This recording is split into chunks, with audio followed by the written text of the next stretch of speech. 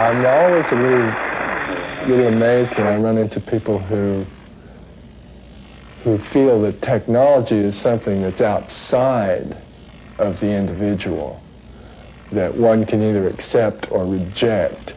And that's true in a sense, but we are technology.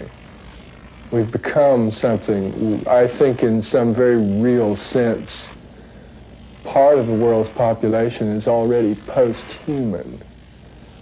And if you consider the health options available to a millionaire in Beverly Hills as opposed to a man starving in the streets in Bangladesh, the man in Beverly Hills can, in effect, buy himself a new set of organs. I mean, when you look at that sort of gap, and the man in Bangladesh is still human. He's a human being from an agricultural planet.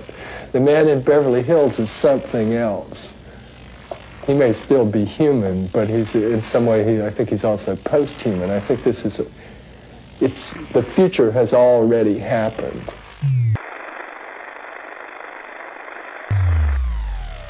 I think there are deeper fears. People are afraid that technology will make them less free, make them less powerful in a personal way. And that's entirely possible. And in fact, there are lots of good examples of how that's happened, the defense industry being a major one. But technology can also empower. I mean, you could take that argument all the way back and say the first ape-like humanoid who used a tool was the guy who put the nail in our coffin, right? Because our tools, oh my God, you know, it's not my arm, it's a hammer. Does that mean I've lost power to the hammer? Or does that mean I can build a cathedral, you know? The question isn't whether or not the medium is intrinsically evil or scary. The question is whether or not we have a culture and a society and a group of artists who can rise to the occasion of using it in a way that enhances us.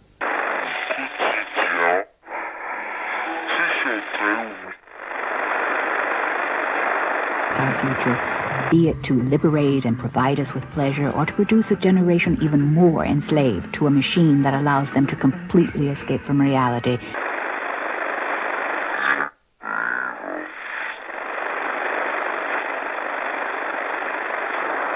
Is it half full or is it half empty?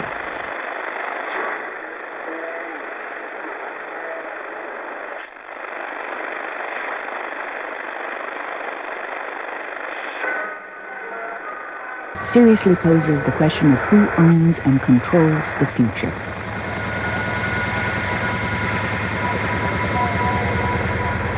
Making records public, keeping the keepers of corporate secrets somewhat honest, watching the watchers, waging guerrilla warfare against the multinationals with... I mean, literally it's coming to the point where whoever holds information has power. It's going to be very commercial.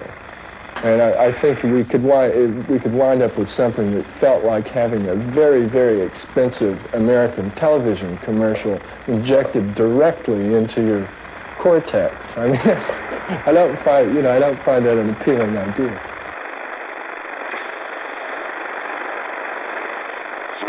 I think we're moving toward a world where all the consumers under a certain age will probably tend to identify more with their consumer status or with the products they consume than they would with a sort of antiquated notion of nationality. We're increasingly sort of interchangeable.